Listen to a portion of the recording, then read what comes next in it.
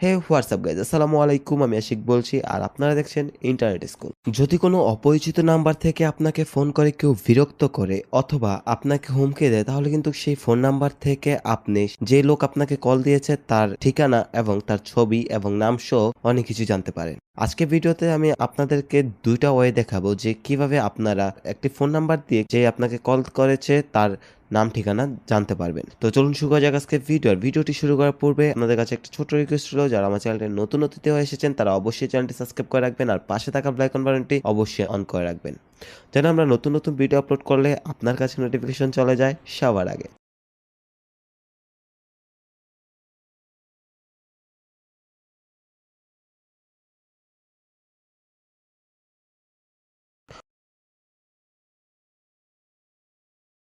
তো সেজন্য আমরা সবার প্রথমে চলে যাব মোবাইল স্ক্রিনে। আর আপনি যে মোবাইলটি ব্যবহার করবেন সেটাতে অবশ্যই ডাটা কালেকশন থাকতে হবে। তো মোবাইল স্ক্রিনে যাওয়ার পর চলে যাব ইমুতে। প্রথমে আমরা ইমুতে চলে যাব। দেন ইমুতে যাওয়ার পর এখানে দেখতে পাচ্ছেন সার্চ অপশন আছে, আর একটা হচ্ছে প্লাস অপশন। দেন এখান থেকে আমরা প্লাস অপশনে ক্লিক করব। প্লাস অপশনে ক্লিক করার পর অ্যাড ফ্রেন্ডে ক্লিক করব। দেন এখান থেকে অ্যাড ফ্রেন্ডে ক্লিক করে দেব।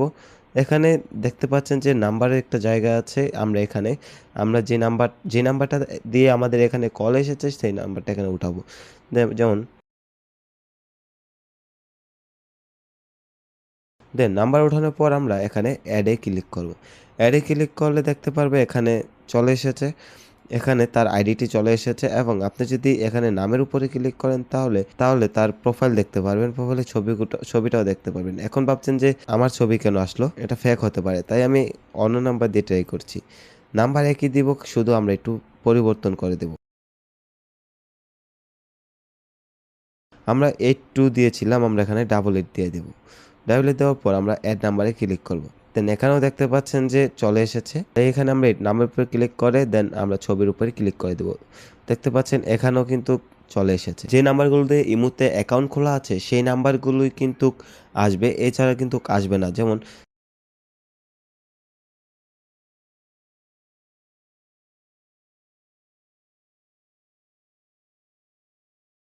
যেমন এই নাম্বারটাতে যদি আমি অ্যাড করি তাহলে দেখতে পাচ্ছেন যে আসেনি, কারণ এই নাম্বার দিয়ে ইমো খোলা নেই।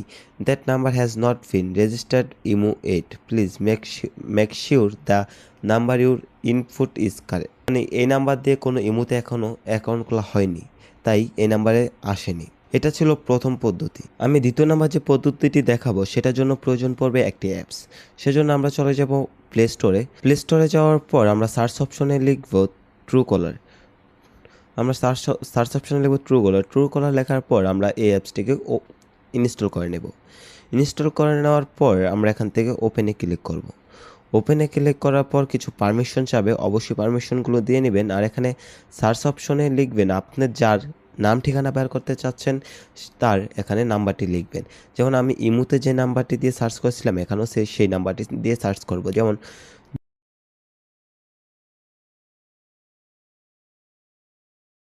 2988 লেখার পর আমরা এখানে সার্চ অপশনে ক্লিক করব। সার্চ অপশনে ক্লিক করার পর দেখতে পাচ্ছেন যে এখানে চলে এসেছে।